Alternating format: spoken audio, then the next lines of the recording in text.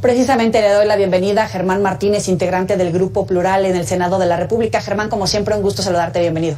Al contrario, Yoeli, gracias. Oye, qué dicha, ya me había tardado en darte la bienvenida por acá. Pero ve qué manera para recibirte. El presupuesto de egresos, ¿tiene tintes electorales? Sin duda, es un presupuesto que no se duele de lo que pasó en Acapulco, que como dijo bien Emilio Álvarez, duplica el presupuesto.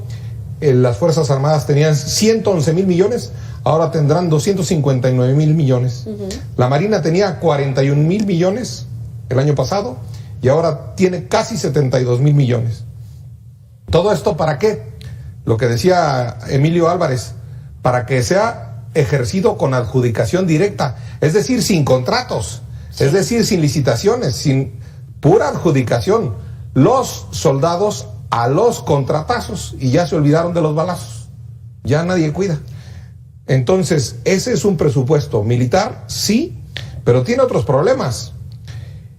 Antes, en el 2018, cuando empezó esta administración, 1 de cada 3 pesos lo ejercían los estados y los municipios. Hoy será 1 de cada 4 pesos. El 34% lo ejercía los estados y los municipios, ahora el 27%, solo el 27% lo ejercerán los estados y los municipios.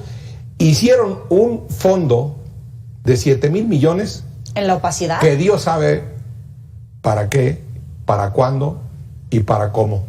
¿Opacidad?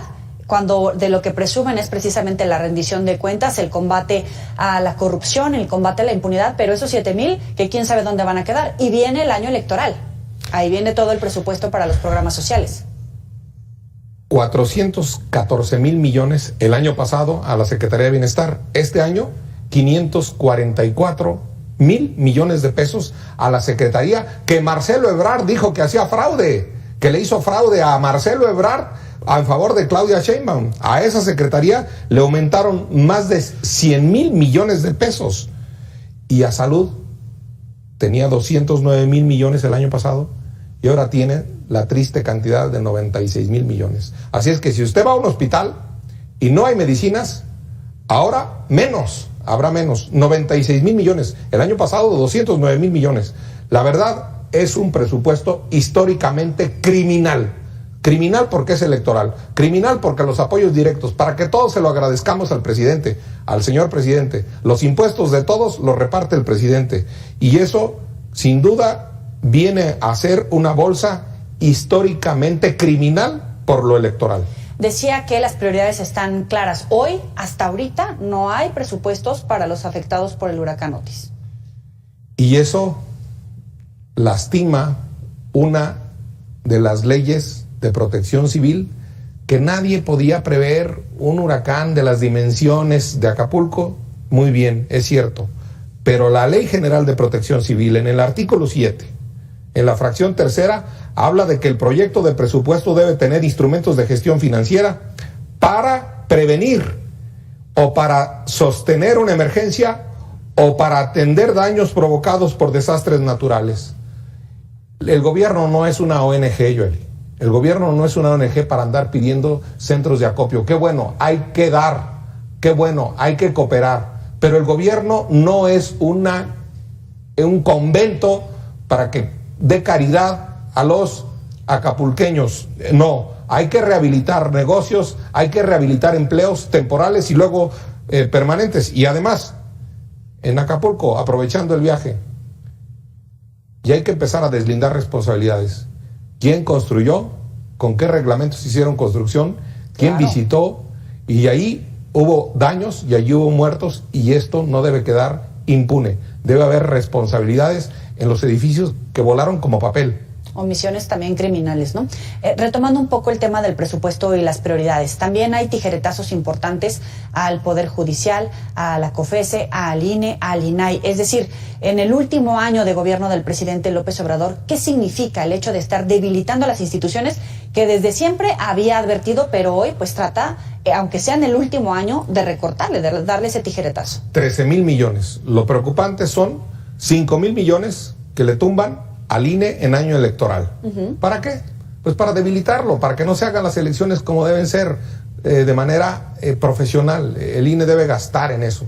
Había ahí presupuestados, proyectados 3,000 millones para si había una consulta popular de la... Sí. Pero de todos modos le quitaron una lana al INE.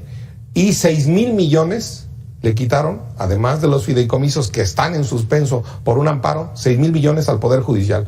Pues ¿por qué? Pues porque son los que les cae gordo López Obrador, que son los contrapesos de una república, Poder Ejecutivo, Legislativo y Judicial. Por cierto, el Legislativo es facultad exclusiva de los diputados asignar el presupuesto, no de los senadores.